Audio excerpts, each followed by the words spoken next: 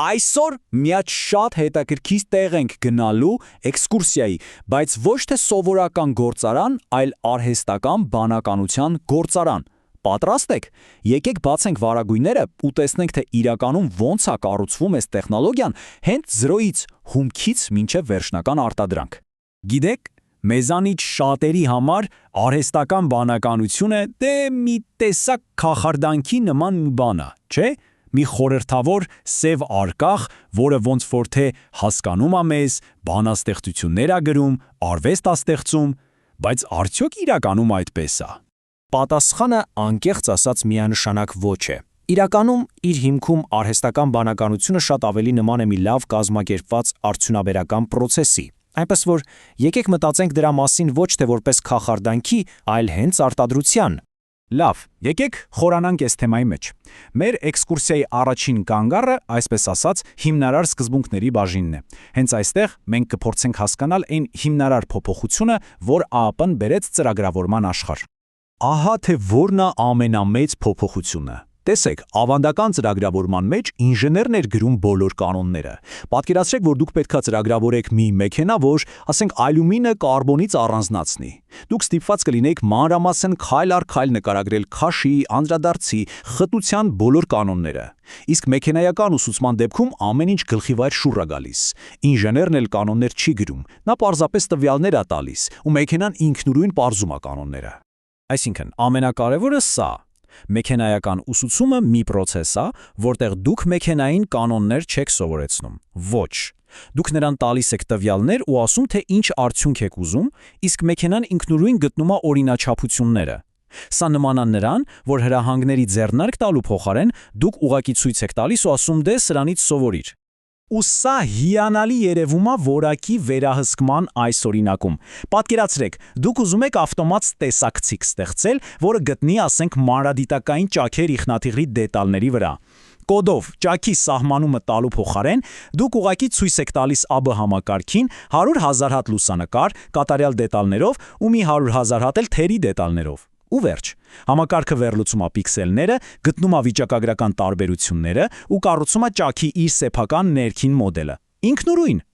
Դե ինչ, հիմա որ հիմնական գծագիրը հասկացանք, եկեք գնանք առաջ դեպի գործարանի սիրտը, այսպես ասած հավաքման գիծ։ Հենց այստեղ կտեսնենք, թե կոնկրետ ոնց է տվյալների մշակումը տեղի ունենում նեյրոնային ցանցի ներսում։ Եկեք միանգամից մի բան պարզաբանենք։ Չնայած անունին, արհեստական նեյրոնային ցանցը ուղեղ չի։ Իրականում շատ ավելի ճիշտ է դա պատկերացնել որպես տվյալների մշակման համար ստեղծված մի բարդ բազմափուլ հավաքման գիծ։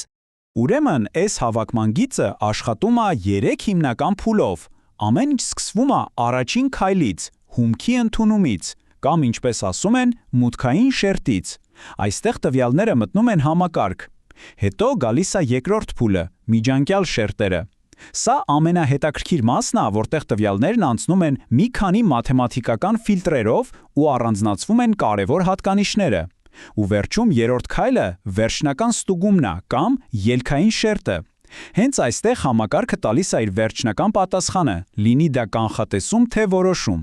Լավ, բայց ո՞նց է այս մեքենան սովորում։ Ամեն ինչ տեղի է ունենում ուսուցման պրոցեսում։ Պատկերացրեք, եթե ցանցը սխալ պատասխան է տալիս, մի ազդանշան հետ է գնում ամբողջ հավաքման գծով, որ մեխանիզմները ճշգրտվեն։ Այս պրոցեսը մի փոքր շրջում կարգավորում է միլիոնավոր վիրտուալ լծակներ, որոնց մենք անվանում ենք պարամետրեր, մինչև որ վերջնական արդյունքը դառնա ճիշտ։ Սա շատ նման է գործարանային սարքավորումների ճշգրիտ կարգաբերմանը, մինչև ամեն ինչ իդեալական աշխատի։ Հիմա եկեք անցնենք առաջ ու տեսնենք, թե ոնց է այս ամենը կիրառվում մի շատ յուրահատուկ հումքի մարդկային լեզվի հետ աշխատելիս։ Դե ինչ բարի գալուստ լեզվական մեծ մոդելների տեքստային գործարան։ Ինչ է իրենից ներկայացնում լեզվական մեծ մոդելը կամ ինչպես հաճախ ենք ասում LLM-ը։ Դա ըստ էության ուղղակի մի հսկայական նեյրոնային ցանց է, որը հատուկ մարզվել է տեքստերի վրա։ Ու գիտեք որն է դրա միակ ամբողջական աշխատանքը։ Ուղղակի կանխատեսել հաջորդ բառը նախադասության մեջ։ Այո, այդքան պարզ։ Իսկ ո՞նց է այս տեքստային գործարանը ստեղծում իր արտադրանքը։ Պրոցեսը նորից 3 մասից է բաղկացած։ Ամեն ինչ սկսվում է իհարկե հումքի հայթայթումից, համացանցից աներևակայելի քանակի տեքստեր են հավաքագրվում։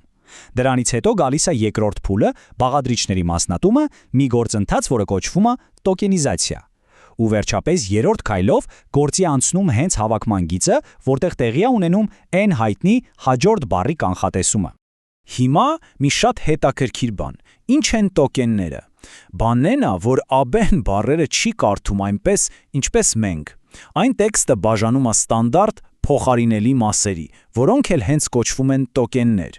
Դրանք կարելի է համեմատել գործարանի պահեստի պտուտակների ու հեղույսների հետ։ Օրինակ, արտադրություն բառը կարող է դառնալ երկու առանձին տոկեն՝ արտադրեր եւ այություն։ Ու այս մեջբերումը ամեն ինչ հիանալի կերպով դնում է իր տեղը։ Եթե դուք հավաքում եք մեքենայի թեթև դուռ եւ աշխատողը հենց նոր տեղադրեց ծխնին, ապա վիճակագրորեն տրամաբանական հաջորդ մասը որոշակի պտուտակն է։ LLM-ը բացարձակ նույնն է անում լեզվի հետ։ Եթե դուք գրում եք երկինքը, մոդելը նայում է իր հսկայական տվյալների բազային ու հաշվում, որ հաջորդ տոկենը ամենամեծ հավանականությամբ պետք է լինի կապույտ։ Ամեն ինչ վիճակագրությունը։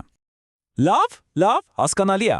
Բայց եթե այն ուղակի հաջորդ բառն է կանխատեսում, ո՞նց է ստացվում, որ այն այդքան խելացի է թվում։ Ինչպես է այն կարողանում օրինակ կոդ գրել կամ բարդ փաստաթղթեր ամփոփել։ Դե գաղտնիքը մասշտաբի մեջ է։ Հա, այս հարցը վստահ եմ բոլորիս մտքով անցնում է։ Եթե ամբողջ գործընթացը ուղակի հաջորդ բառը գուշակելն է, բա որտեղից է գալիս այս բարդությունը, այս թվացial բանականությունը։ Պատասխանը այս թիվն է։ Ժամանակակից LLM-ները ունեն ավելի քան 175 միլիարդ պարամետր։ Հիշում եք այն կարգավորվող լծակները մեր հավաքման գծի վրա։ Հիմա պատկերացրեք դրանցից 175 միլիարդ հատ, որոնք բոլորը միասին աշխատում են ամենահավանական պատասխանը գտնելու համար։ Հենց այս անհավանական մասշտաբն է, որ թույլ է տալիս նրանց ոչ թե ուղակի փաստեր անգիրանել, այլ հասկացությունների միջև եղած աներևակայելի բարդ կապերը քարտեզագրել։ Սա կարելի է նաև պատկերացնել որպես մի սուպեր ճկուն արտադրական համակարգ, որը կարող է մի վայրկյանում վերակազմավորվել ու ստեղծել միանգամից մեկ հատ, հատուկ պատվերով նախատիպ, կատարյալ ճշգրտությամբ։ Երբ դուք խնդրում եք նրան բացատրել ջերմադինամիկան Շեքսպիրի ոճով, այն իր ֆիզիկայի բաժնի գծագրերից վերցնում է տվյալներ ու դրանք միացնում 16-րդ դարի անգլերենի շարահյուսության գծագրերի հետ։ Ու ստանում է ձեր ուզածը։ Ու այսպես, մեր շրջագայությունը մոտենում է իր ավարտին։ Եկեք ամփոփենք այն ամենը, ինչ սովորեցինք մի իսկական ինժեների տեսանկյունից։ Հիմնական եզրակացությունը շատ պարզ է։ Սա կախարդանք չի, սա մաթեմատիկա է։ Այսպիսով, եկեք մի անգամ էլ ամփոփենք հիմնական կետերը։ Առաջինը. արհեստական բանականությունը կախարդանք չի, այլ առաջադեմ վիճակագրական մոդելավորում։ Երկրորդ. LLM-ը լեզվի համար նախատեսված բարձր օպտիմիզացված մատակարարման շղթա է։ Երրորդ. այն լեզուն բաժանում է փոքրիկ մոդուլային բաղադրիչների, այսինքն տոկենների։ Ու վերջապես, այն օգտագործում է հավանականությունների տեսությունը, այդ տոկեններից պատասխաններ հավաքելու համար։ Դե ինչ, մենք տեսանք մեխանիզմները, տեսանք հավաքման գիծը, տեսանք հումքը։ Հիմա արդեն հասկանում ենք, որ արհեստական բանականությունը ոչ թե ինչ-որ խորհրդավոր ուժ է, այլ հզոր գործիք, մի իսկական արտադրական գործընթաց։ Ու սա մեզ կանգնեցնում է մի շատ կարևոր հարցի առաջ։ Եթե աբեն գործարան է, ապա ինչ պետք է կառուցենք հաջորդիվ։